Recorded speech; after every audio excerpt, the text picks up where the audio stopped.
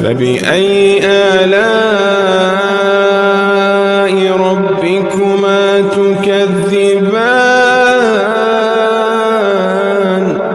يخرج منهما اللؤلؤ والمرجان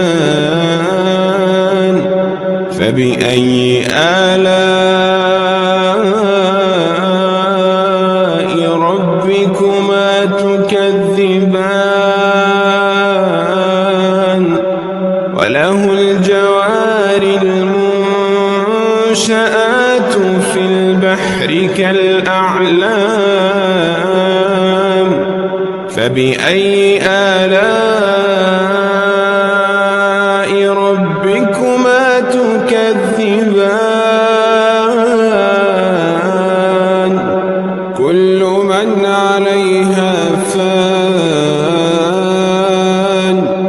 ويبقى وجه ربك ذو الجلال والإكرام فبأي آلاء ربكما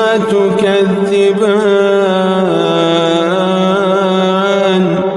يسأله من في السماوات والأرض كل يوم هو في شأن فبأي آلاء ربكما تكذبان سنفرغ لكم أيها الثقلان فبأي آلاء ربكما تكذبان يا معشر الجن والإنس إن استطعتم أن تنفذوا من أقطار السماوات والأرض فانفذوا لا تنفذون إلا بسلطان فبأي آلاء ربكما تكذبان يرسل عليكما شواظ من نار ونحاس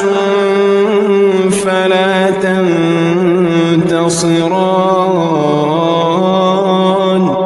فبأي آلاء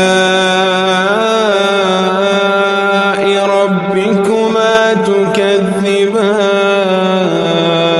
تكذبان فإذا انشقت السماء فكانت وردة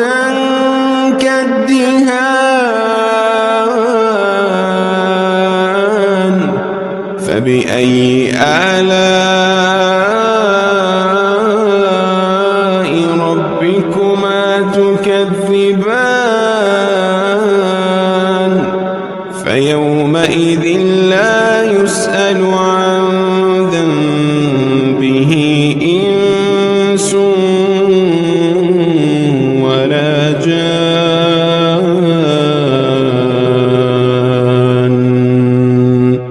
فبأي آلاء ربكما